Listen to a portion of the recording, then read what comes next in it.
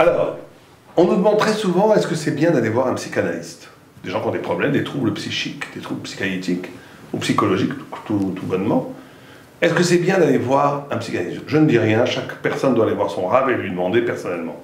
Mais dans l'idée générale, il faut faire très attention à la psychanalyse. On n'a pas le temps ici de développer en quoi la majeure partie de la psychanalyse, c'est fourvoyer. Puisque dans la psychanalyse, tout part par le bas. Tout phénomène spirituel, intellectuel, spirituel, est au plus profond gouverné, inspiré par la pulsion, qui n'est pas l'instinct d'ailleurs, la pulsion psychique. Et donc, toute spiritualité, en dernière instance, a une origine matérielle. Et ça, c'est anti-Torah, puisque nous, on dit exactement le contraire. On dit que la spiritualité est détachée de la matière, il y a une transcendance, et que les pulsions sont là que pour donner corps à l'idée métaphysique. Et donc, il faut bien comprendre qu'une vraie psychanalyse, la vraie pensée psychanalytique est immanente, elle n'est pas transcendante. Simplement, il y a une sorte d'escroquerie, excusez-moi du verbe, une escroquerie intellectuelle dans la psychanalyse, et c'est ça qui est attirant d'ailleurs dans la psychanalyse, c'est que la psychanalyse utilise un langage éminemment spirituel. Le verbiage psychanalytique, le discours psychanalytique, est un discours qui est éminemment spirituel. Qu'est-ce que ça veut dire par là? C'est pas simplement parce qu'il utilise des mots qui ressemblent, qui renvoient à la spiritualité, mais parce que sa gestuelle intellectuelle est assez fine pour raisonner de l'espace spirituel. Le psychanalyse étant toujours à l'éveil du second degré, du troisième degré, la psychanalyse étant toujours à l'écoute de la non-évidence des choses, la psychanalyse jouant tout le temps sur la notion du signifié et du signifiant, ça veut dire sur il se passe quelque chose ici, mais ça veut dire quelque chose ailleurs. Or quand je dis il se passe quelque chose ici, mais ce qu'il se passe ici, en vérité, il faut le déchiffrer dans un ailleurs. C'est le geste fondamental de la spiritualité. Donc on a quelque chose de tout à fait paradoxal. Et donc c'est pas hasard, ça a été fait par un juif, par tout un groupe de juifs. À part Jung, tous les premiers talmides élèves de Freud étaient tous juifs, tous. Klein, Mélodie Klein, tous.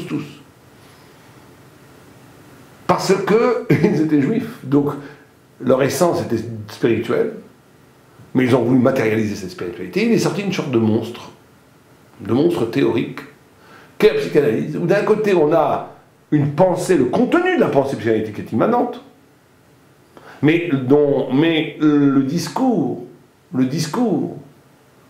langage, et surtout plus que le langage et le discours, la gestuelle intellectuelle, elle est éminemment spirituelle. Éminemment spirituelle.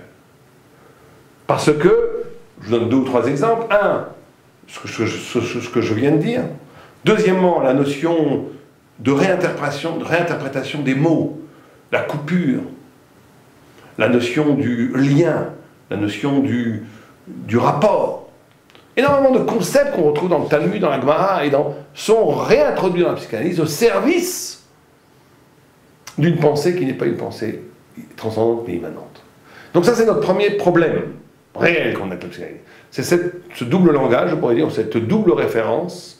D'ailleurs, les psychanalystes devraient se faire psychanalyser eux-mêmes pour comprendre. D'ailleurs, tout psychanalyste s'est fait psychanalyser. Mais la psychanalyse elle-même devrait passer une psychanalyse. La psychanalyse elle-même devrait s'interroger sur son origine, comment elle était généalogique, et comment il peut y avoir un écart si extraordinaire entre le fond théorique de la pensée et la pratique intellectuelle si proche des pratiques talmudistes et spiritualistes. Ça, c'est le premier problème. Deuxième problème, dans la thérapie elle-même, dans l'analyse elle-même. Le peuple juif a toujours été le peuple juif de la Renaissance. Le peuple juif qui a toujours consacré son énergie à renaître, à redevenir, à réapparaître. C'est le peuple de la résilience. C'est le peuple des racines tellement profondément inscrites dans l'infini qu'il peut se passer n'importe quel événement. Le plus tragique soit-il, et je crois que la Shoah est l'événement le plus tragique qui ne soit jamais arrivé à un peuple dans l'humanité, ainsi que l'Inquisition et les croisades. Les croisades qu'on présente dans les livres d'histoire français comme quelque chose de merveilleux, c'était une horreur. Les croisés, c'était des pillards, des affreux jojos qui à Worms, ont tué plus de 100 000 juifs, qui ont massacré femmes et enfants. Ils n'avaient rien à envier au pire des barbares et aux nazis. Donc le peuple juif a toujours traversé des épreuves sanglantes extraordinaires. Il est toujours là. Il est toujours là. C'est sa force, sa résilience. Pourquoi?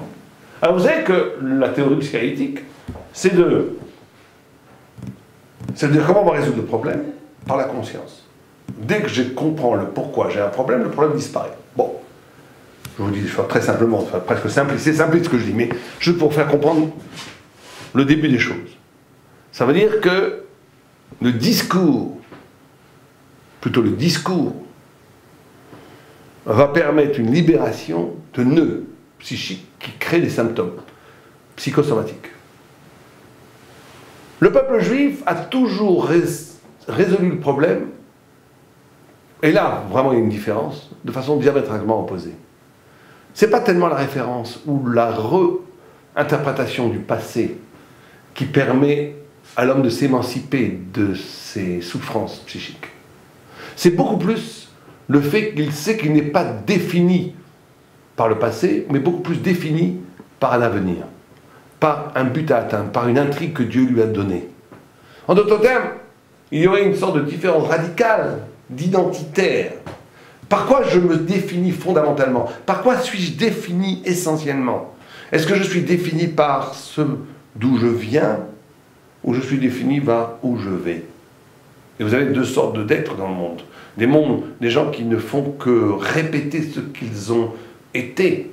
Ils ne font que reproduire les marques, des fois très bien d'ailleurs, des marques d'élégance ou de bassesse de ses parents. Ils ne font que continuer à reproduire la conservation de l'espèce. Et quand je dis la conservation de l'espèce, ça peut être une espèce intellectuelle, spirituelle et même artistique. Être la continuation du passé. Ou des personnes sont capables d'effectuer une rupture et de s'inventer une nouvelle identité, ou plutôt de s'approprier un devenir qui leur a été promis et que eux seuls peuvent aller chercher, comme un oiseau qui se lance vers la lumière. Et le peuple juif, et la Torah, et le Talmud, et la pratique existentielle, la pratique spirituelle, par l'étude, par le tikkun hamidot, dans le judaïsme, est beaucoup plus axé sur la deuxième définition. Alors que la psychanalyse est beaucoup plus axée sur une revisitation du passé à partir du discours qui va permettre une émancipation des nœuds qui créent la souffrance psychique. Et le discours serait une réappropriation, le discours analytique serait une réappropriation de son passé pour ne plus être en être victime, mais pour en être le maître d'œuvre. La Torah dit non. On va voir pourquoi aussi c'est un problème. La Torah dit va vers le futur. Tu es ce que tu es, accepte-le une fois pour toutes, même avec des souffrances. Et fais de ces souffrances et de ces manques un moteur pour t'aider à découvrir vers quoi tu dois aller. Vers le futur, advenir, accoucher à partir d'une mission. Ne pas être centré sur soi, être centré sur le pourquoi j'ai été créé. Et quand je suis centré vers le pourquoi j'ai été créé, c'est une projection vers le futur qui donne à la vie une dynamique infiniment plus forte. Parce que, et je finirai avec ça, une autre reproche fondamentale, je ne parle pas ici de petits reproches, fondamentale, que l'on doit faire, que le judaïsme, que la Torah fait au psychanalyse, c'est la notion de trahison. Parce que cette revisitation du passé, elle passe très souvent par la trahison d'un rapport, d'un lien essentiel avec ses parents. Avec ses parents. Donc, quelque part, l'analysé va être obligé de trahir. Trahir au sens étymologique du terme, au sens le plus profond du terme. Les références les plus sacrées. Pour s'émanciper du poids de ces références qui, des fois, effectivement, sont douloureuses. Kaved et avicha vesimecha. Kaved, c'est un genre kavod. Kavod, ça veut dire respect, mais ça veut dire aussi kaved. Ça veut dire lourd. C'est des fois lourd à porter le passé. Mais c'est pas grave. Il y a une sorte de joie, d'élégance, de noblesse, à accepter l'imperfection de ses parents, l'imperfection de son passé, et de dire c'est merveilleux quand même. C'est merveilleux quand même. Et qu'avec tout ça, avec le bien, le mal, les zones d'ombre et de lumière, de prendre tout ça comme, au contraire, comme un point de départ, pas comme une arrivée. Comme le point de départ pour aller vers la lumière. Et ne pas être trop nombriliste, pas trop autour de soi-même, ne pas tout le temps essayer d'éplucher les problèmes intérieurs de moi-même pour être un peu heureux. Parce que si la finalité de la vie, c'est soi-même, la vie est misérable. La finalité de la vie, c'est pas soi-même. C'est le dépassement de soi-même. C'est une mission qui nous attend quelque part et qui nous invite. C'est pour ça qu'en hébreu, le temps s'appelle Zman. Zman, c'est la seule vocable dans la seule langue au monde où le temps a une racine étymologique qui est liée à l'invitation. On t'invite. Tu es invité à aller au-delà de toi-même. Aleva Elenu.